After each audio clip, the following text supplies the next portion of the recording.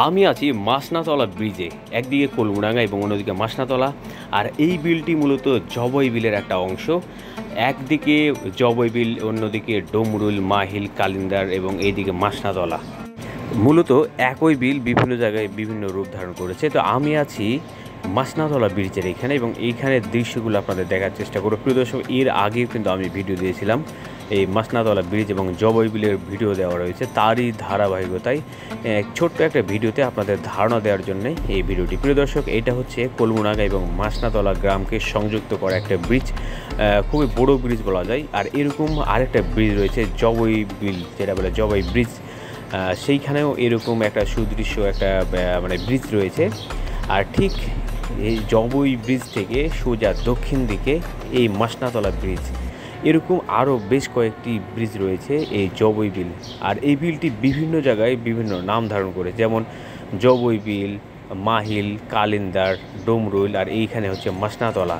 তো প্রিয় দর্শক, ছোট এই ভিডিওতে আপনাদের কিছুটা ধারণা দেওয়ার চেষ্টা করব এবং এই ছোট বাচ্চাদের সাথে কিছু মজা করছিলাম যেতে যেতে, তাই। আর এই যে সুন্দর দৃশ্যগুলো সত্যি অসাধারণ, আমার কাছে খুব ভালো লেগেছে। হ্যালো গাইস, আমরা এখন আছি মাসনাতলা ব্রিজে। তোমার বাড়ি কোথায়? হ্যাঁ, তোমার বাড়ি কোথায়? আটখোলা।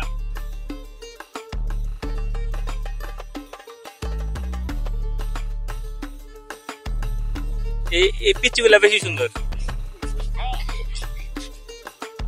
যাই হোক, অনেক সুন্দর এই ব্রিজটা হচ্ছে মানে একই বিল। এইটা হচ্ছে মাসনাতলা ব্রিজ বলে এক দিকে এবং অন্যদিকে দীঘার তথা এই যে এখানে সংযোগ করেছে। এবং এরকম আরো বিশাল একটা ব্রিজ রয়েছে যেটা জবই বিল নামে পরিচিত, সেই জবই ব্রিজ। এই সোজা গেলেই কিন্তু সেটি এখন আসলে অনেক বছর জন্য